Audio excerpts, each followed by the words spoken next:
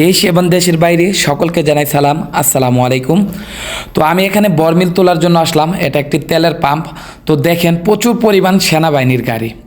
তো এখানে সেনাবাহিনী আমি আসার পর দেখি প্রচুর পরিমাণ গাড়ি অলরেডি আসতেছে, আর তারা কিন্তু এটা তেলের পাম্প। তারা দেখেন আলিদ ব্রিজ, তারা কিন্তু এখান থেকে তেল ভরতেছে গাড়ির মধ্যে। আর ওই যে দেখেন সেনাবাহিনী।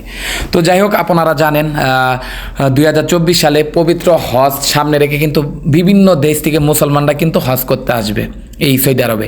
তো সেই ক্ষেত্রে কিন্তু তাদের নিরাপত্তার জন্য শুধু সেনাবাহিনী না, এখানে কিন্তু আপনার এই যে সেনাবাহিনী দেখতেছেন, পুলিশের গাড়ি যাইতেছে আপনার, তারপরে নৌবাহিনী, বিমান বাহিনী, ফায়ার সার্ভিস, পুলিশ, এমনকি বিভিন্ন কোম্পানি, সাপ্লাইয়ের কোম্পানিরাও কিন্তু তারা যাইতেছে সৌদি আরবে। কারণ তারা কিন্তু এখন বর্তমানে বড় বড় রেস্টুরেন্ট, হাজিদের সেবা যত্ন করার জন্য, তারপরে আপনার মক্কা মদিনায় ক্লিনারের জন্য তাদের কিন্তু বিভিন্ন প্রতিষ্ঠানে কিন্তু এখন লোকের প্রয়োজন।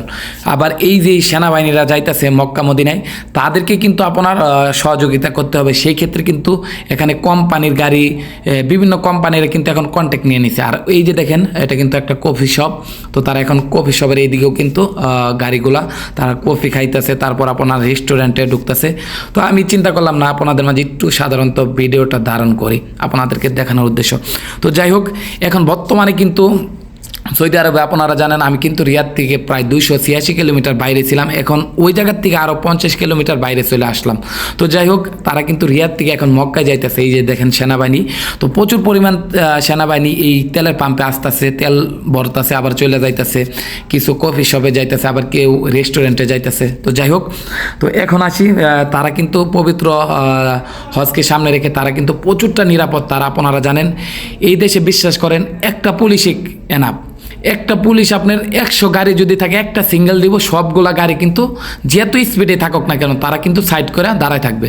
তো যাই হোক, আপনারা জানেন সৌদি আরবে কিন্তু প্রচুর পরিমাণ নিরাপত্তা দায়িত্ব সহকারে তারা কিন্তু সেনাবাহিনী বলেন, পুলিশ বলেন, তারা কিন্তু অনেকটাই দায়িত্বশীলভাবে কাজ করে থাকে। তো এই যে দেখেন বড় বড় টেইলার, যে কোনো গাড়ি ওই যে তারা কিন্তু চলে যাইতেছে। তো যে কোনো গাড়ি আপনার টাকা নিয়ে আপনি শুয়ে থাকবেন রাস্তার মধ্যে, কেউ আপনাকে জিজ্ঞাসা করবে না, এতটা আপনার আইন এই দেশে। তো যাই হোক, দেখেন তারা কিন্তু চলে যাইতেছে।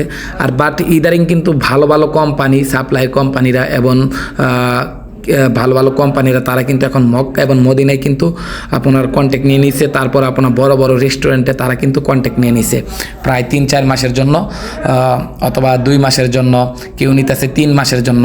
সেই ক্ষেত্রে কিন্তু প্রচুর পরিমাণ টাকা ইনকাম করতে পারবে প্রবাসীরা ইনশাল্লাহ।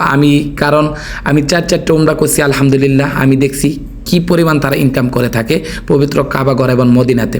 তো যাই হোক, আজকে এই পর্যন্তই। সবাই ভালো থাকবেন। সকলকে আবারও জানাই সালাম, আসসালামু আলাইকুম।